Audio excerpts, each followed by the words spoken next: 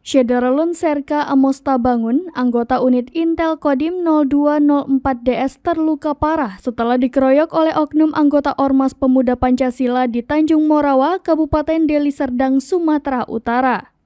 Serka Amostabangun dikeroyok saat berada di warung kafe Desa Limau Manis, Kecamatan Tanjung Morawa, Kabupaten Deli Serdang pada Jumat 18 Februari 2023 dini hari, sekira pukul 00.30 waktu Indonesia Barat.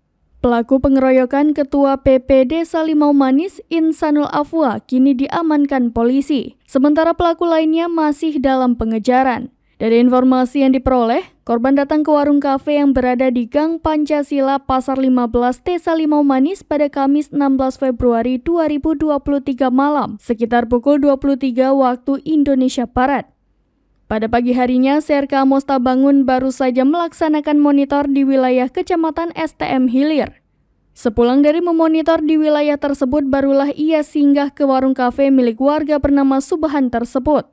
Di sana, ia istirahat sebentar bersama dua orang rekannya, Udin Perangin Angin dan John yang merupakan anggota Ormas AMPI STM Hilir. Ketika mereka sampai di lokasi, 11 anggota PP sudah tiba terlebih dahulu di lokasi dan dipimpin oleh Insanul Afwa. Sebelum terjadi keributan, Serka Amostabangun beserta dua rekannya itu sempat memesan minuman. Belum sempat meminum minuman yang dipesan, rekan Serka Amostabangun yakni Udin Perangin Angin meminta untuk bernyanyi kepada pihak anggota PP. Saat itu dijawab oleh anggota PP hanya Udin saja yang boleh bernyanyi. Mendengar hal tersebut, Serka Amostabangun sempat menjawab kenapa hanya Udin saja yang boleh bernyanyi. Disitulah momen anggota PP mulai menjawab dengan jawaban terserah kamilah. Terjadi keributan mulut dan kemudian anggota PP langsung emosi dan membalikan meja di tempat itu.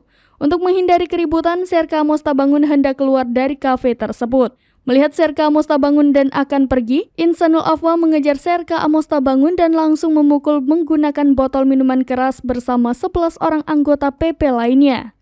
Akibat pukulan tersebut, Serka Amostabangun terjatuh ke lantai dan kembali dikeroyok oleh 11 orang pelaku.